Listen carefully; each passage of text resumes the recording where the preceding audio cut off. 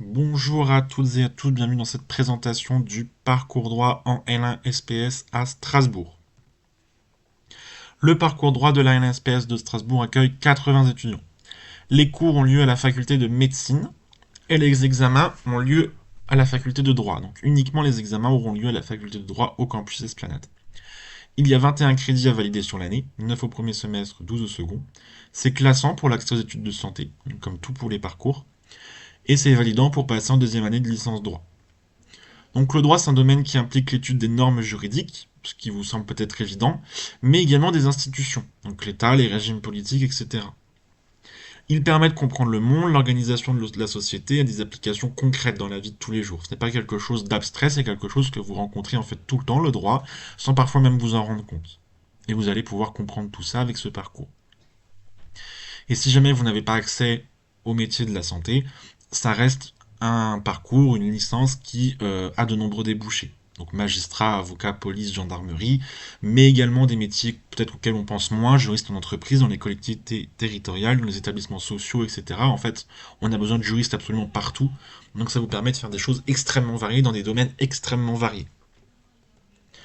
Le premier semestre, vous avez 3 matières. Droit privé, droit constitutionnel et histoire du droit. À chaque fois, vous avez 3 crédits. Vous avez 18 heures de cours intégrés, donc c'est une forme hybride entre le travaux dirigé et le cours magistral. En fait, c'est du cours, mais votre présence est obligatoire. Donc à chaque fois, c'est 9 fois 2 heures. Vous avez 2 examens, un premier de 60 minutes, un deuxième de 90 minutes. Et à chaque fois, c'est de la rédaction. L'objectif du droit privé, en fait, c'est de servir un peu d'introduction au droit. Vous allez acquérir le vocabulaire juridique et les notions fondamentales. En droit constitutionnel, vous allez étudier les textes constitutionnels et la notion d'État et tout ce qui s'y rapporte. Et en histoire du droit, vous allez étudier les régimes politiques de la Révolution française, donc de 1789 jusqu'à la fin du Second Empire, 1870. Donc si on commence par le droit privé, donc je vous l'ai dit, c'est vraiment un cours d'introduction au droit, donc vous allez étudier plein de choses très génériques, comme les juridictions, les branches du droit, les sources du droit, national, international, écrites, etc., la coutume, la jurisprudence, le droit de l'Union européenne, mais également tout le droit qui se rapporte à la personne, c'est ce qu'on appelle les droits subjectifs. Donc toutes les notions de respect du corps, de droit au respect de la vie privée, tout ce qui rapporte au patrimoine, ce que c'est qu'un bien, quel est le statut juridique ont les animaux, le nom, le prénom, le sexe, la naissance, la mort, qu'est-ce que c'est qu'un mineur, un majeur, la personnalité juridique, toutes ces règles-là, vous allez les étudier, et vous étudierez également les modes de preuve. Donc, comment en fait on prouve ça. Comment on prouve par exemple que quelqu'un est majeur, par exemple. L'examen, c'est très simple, c'est soit une question de cours, soit un cas pratique. Donc un cas pratique, c'est un exercice un petit peu particulier du droit, qui n'est pas forcément difficile, mais en fait, vous avez une situation dans laquelle vous devez appliquer une règle de droit. Bon, il faut se rassurer, c'est pas des règles très compliquées, c'est des règles assez faciles, mais voilà, c'est un petit exercice dans lequel on vous demande d'appliquer une règle de droit. Et donc, ce sont des exercices rédactionnels. Et vous pouvez également avoir des questions sur une décision de justice. En droit constitutionnel, le contenu des cours, là aussi, il est assez simple. Vous allez surtout étudier en fait la notion d'État. Donc vous allez étudier l'État, la souveraineté, la démocratie, le constitutionnalisme, c'est-à-dire commencer à voir ce que c'est que la Constitution, l'information, la révision et la disparition des constitutions, la primauté de la Constitution, et vous finirez par les régimes politiques qui en fait permettent de faire le lien avec le second semestre. Et l'examen, à peu près comme le droit privé, vous avez au premier examen des questions de cours et au deuxième un exercice plus juridique, en l'occurrence l'introduction plus le plan d'une dissertation d'un commentaire de texte. Donc il n'y aura pas besoin de tout rédiger, mais c'est une première vue d'une dissertation ou d'un commentaire de texte en droit. Pour l'histoire du droit, vous allez donc partir de l'Ancien Régime, de la Révolution française de 1789, et vous allez remonter tous les régimes politiques jusqu'au Second Empire. Voilà, donc la monarchie constitutionnelle, la Convention, le Directoire, le Consulat, l'Empire, la Restauration, la monarchie de Juillet, la Deuxième République et le Second Empire enfin. Et à l'examen, vous aurez des questions sur un texte. Vous aurez un texte d'époque avec des petites questions qui sont à la fois des questions sur le texte et en même temps des questions qui vous permettent de mobiliser le cours et vos connaissances. Pour le second semestre, vous n'avez plus que 2 matières, qui cette fois-ci sont créditées chacune de 6 crédits. Là encore, ce sont des cours intégrés, mais cette fois-ci, vous avez 27 heures, 9 fois 3 heures pour chacune des 2 matières. Comme pour le premier semestre, un CC1 de 60 minutes, un deuxième CC de 90 minutes. Là encore, c'est de la rédaction. L'objectif du droit de la famille, c'est d'étudier le vocabulaire propre au mariage, au divorce et à la filiation. Et le droit constitutionnel, vous allez plutôt là vous concentrer sur l'analyse des régimes politiques, notamment celui de la Ve République, c'est-à-dire notre régime actuel, et l'interaction entre les différents pouvoirs. Donc le droit de la famille, vous allez étudier la formation du mariage, les effets extra-patrimoniaux du mariage, les effets patrimoniaux du mariage, donc le régime matrimonial, les devoirs et obligations, c'est-à-dire toutes les règles relatives au mariage, le divorce, le pax, le concubinage et la filiation. Alors ça peut sembler assez court, mais en fait la filiation c'est quand même un gros morceau, vous allez étudier beaucoup de choses, donc en fait c'est quand même relativement égal aux autres matières. Et à l'examen, vous aurez encore une fois, comme pour le premier semestre en droit privé, des questions de cours et à côté un cas pratique au deuxième examen. En droit constitutionnel, donc la suite du premier semestre, mais cette fois-ci au deuxième semestre, vous étudierez le régime parlementaire, donc à la fois à travers l'exemple du Royaume-Uni, mais également toute la formation du régime parlementaire français, donc de 1789 jusqu'à la Ve République. Vous étudierez également la présidentialisation de la Ve République, la responsabilité des gouvernants, le contrôle de constitutionnalité, le domaine de la loi, le pouvoir réglementaire, le droit international et le droit européen. Voilà, vous aurez une approche un peu plus normative sur la fin de l'année. Et l'examen, c'est comme au premier semestre, question de cours au premier CC, et introduction plus plan d'une dissertation ou d'un commentaire de texte au second semestre. C'est plutôt une dissertation générale au second semestre, mais ça varie en fonction des années et de la volonté des professeurs. La méthodologie en droit, elle est assez simple, elle est assez similaire aux autres formations. La seule différence, c'est qu'on va peut-être insister un petit peu plus sur la rédaction, forcément, puisque c'est une matière très rédactionnelle. Donc vous allez avoir des livrets de cours que vous allez commencer à apprendre, à décortiquer. Vous aurez des spots exam, donc des petites vidéos explicatives avec des fiches qui sont associées pour creuser un petit peu plus le sujet. Puis après, vous pourrez vous entraîner sur des QCM d'entraînement, qui servent simplement en réalité à vous permettre d'apprendre le cours. Là où ça sera plus intéressant, ce sera sur la rédaction, puisque à l'examen, vous aurez de la rédaction, vous n'aurez pas des QCM. Donc une fois que vous avez fait vos petites études de votre cours, vous passerez à la colle. Donc là où vous aurez encore une fois un moyen de contrôler vos connaissances.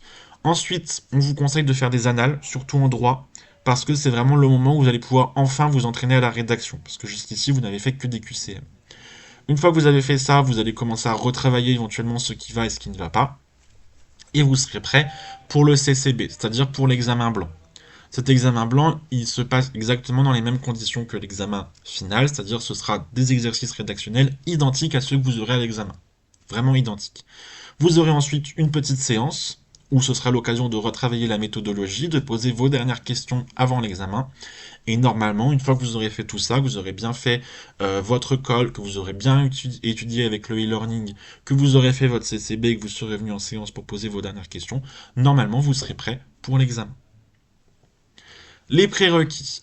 Ce sont des matières qui ont une grande part d'apprentissage par cœur. C'est même l'essentiel du droit, vous allez apprendre par cœur votre cours. C'est fondamental. Mais ce par cœur, c'est juste une base, qui va vous permettre ensuite d'aller apporter de la réflexion. Et c'est là-dessus que vous serez noté, c'est à la fois sur votre apprentissage par cœur, mais surtout sur l'aspect réflexion. Mais si vous avez uniquement de la réflexion et que vous n'avez pas l'apprentissage par cœur, ça ne va pas fonctionner. Donc il faut vraiment allier les deux, c'est vraiment important. C'est un cours qui est très dense et qui a peu de schématisation possible. C'est très difficile de schématiser des notions en droit parce que ce sont des choses parfois abstraites, ou même quand c'est concret, c'est parfois quand même compliqué de le schématiser. Et c'est très dense. C'est très très dense. On vous le dit pour tous les parcours, pour tous les cours, mais c'est particulièrement vrai du droit. C'est très dense, il y a énormément de choses à apprendre. Donc il faut vraiment y être prêt, y être préparé. Il y a beaucoup de vocabulaire. Là encore, c'est quelque chose qu'on peut retrouver dans d'autres formations, mais la particularité du droit, c'est que vous avez vraiment un langage spécifique. Alors certes, dans d'autres parcours, vous allez avoir beaucoup de vocabulaire, mais ça va être des mots que vous allez pouvoir réutiliser avec vos propres langages. Ça va pas être trop gênant en général. Le droit, il y a vraiment un langage spécifique à acquérir. Et c'est vraiment là la difficulté. Et la dernière petite information sur le profil des matières, c'est que de la rédaction. Vous l'avez vu aux examens, c'est que de la rédaction, vous n'avez pas de QCM, rien du tout, c'est que de la rédaction. Et du coup, on rebondit sur le profil de l'étudiant. Il faut savoir rester concentré et être patient. J'allie les deux parce que souvent ça fonctionne ensemble en fait. Si vous savez rester concentré, c'est parce que vous êtes capable d'être patient dans votre apprentissage, y compris dans votre rédaction également, parce que c'est super important. Si certains étudiants ont de mauvaises qualités rédactionnelles, c'est parce qu'ils ne sont pas patients dans leur rédaction. Et ils perdent des points assez facilement là-dessus. Il faut savoir être organisé et équilibrer son travail. C'est important, surtout dans le parcours droit qui est très dense, il faut bien trouver l'équilibre entre le bloc santé et le parcours. Il faut savoir argumenter, parce que vous devez apporter de la réflexion. Ne pas avoir peur de la quantité. Ça, c'est vrai de manière générale, de toute façon, dans toutes vos études de santé. Avoir une bonne culture générale, ça, c'est vraiment important parce qu'en droit, on manipule des choses très concrètes parfois. En droit constitutionnel, on va parler du Premier ministre, du Président de la République, par exemple. Si un étudiant ne sait pas qui est le Premier ministre ou le Président de la République, c'est tout de suite plus compliqué d'aller dans l'apprentissage du cours. Donc c'est bien d'avoir une bonne culture générale, c'est vraiment un plus en droit. Vraiment, vraiment. C'est vraiment super important. Et avoir de bonnes qualités rédactionnelles, je vous l'ai dit, c'est que de la rédaction. Donc si vous ne savez pas écrire dans un français qui est correct et qui est académique, ça pose quand même quelques difficultés. Et c'est vraiment là-dessus où on a vraiment des grosses difficultés dans le parcours droit. Quand on n'a pas de bonnes qualités rédactionnelles, c'est vraiment compliqué. Voilà votre organisation de l'année en L1 SPS avec le parcours droit. Donc vous avez un premier CC de santé au mois de novembre, un deuxième au mois de janvier au retour des vacances de Noël. Vous en aurez pour le second semestre le premier au mois de mars et le deuxième au mois de mai. Et le parcours droit, il vient se caler pour le premier CC au mois d'octobre, pour le deuxième CC au mois de décembre, et au second semestre pour le premier CC au mois de février et pour le deuxième au mois d'avril. À chaque fois, à peu de choses près, vous avez 3 semaines, un mois entre les examens de droit et les examens de santé. À part pour le CC2 de droit qui là arrive assez proche quand même du CC2 de santé. Mais les autres, vous avez toujours 3 semaines, un mois entre les deux. Ce qui vous permet de voilà, réviser de manière successive le parcours puis le bloc santé. Sans être surchargé à un moment donné avec les deux. Voilà pour cette présentation qui touche à sa fin. Si vous avez encore des questions, il est toujours possible de venir les poser. Ou alors, vous pouvez retrouver toutes les informations pour vous inscrire également sur prépavesal.fr. Et moi, je vous souhaite une bonne fin de journée et éventuellement à bientôt dans le parcours droit.